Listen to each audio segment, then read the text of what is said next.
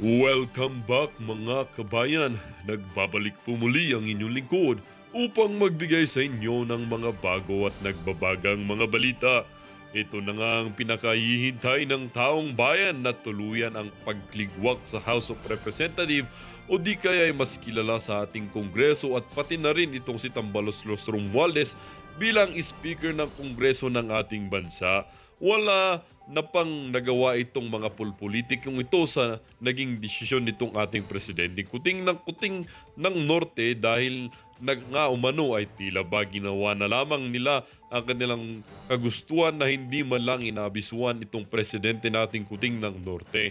Hindi na nga nakatiis pa itong si Kuting sa pinaggagawang kabalbalan nitong Kongreso at mga pulpolitiko na ito, kaya sinabi umano na mas mainam na maalis itong Kongreso bilang isa sa mga parte ng ating gobyerno.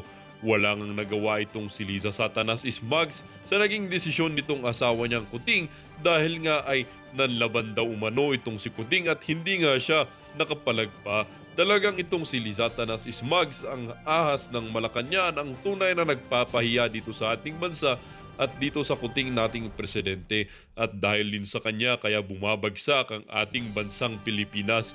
Hindi nga rin maiwasan ng ating mga netizen na magbigay ng kanilang mga hinaing.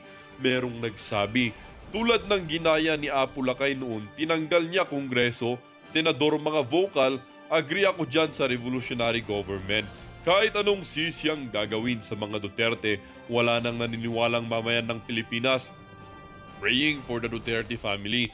Okay po sana yan kung aayon ng Marcos, pero sa nangyari po, magkasabwat po ang Malacanang at ang Congressman Speaker at pakikialam ng isang gahaman sa Malacanang only in the Philippines. Kahit ano pa klaseng gobyerno magkaroon, kung ang mga mandurugas at kawalang hiyan ay nandyan pa rin, ang labas ay parehas lang sa dati. Sana ituloy na to. Matagal na tong sinasabi na Atty. Panelo na mag-revolutionary. Tuloy nyo na. Baka puro daldal lang ito. Tagal na po kaming naghihintay para matapos na tong isang bangungot sa Pilipinas na paghihirap. Well, para nga sa buong impormasyon ay panoorin ang buong video.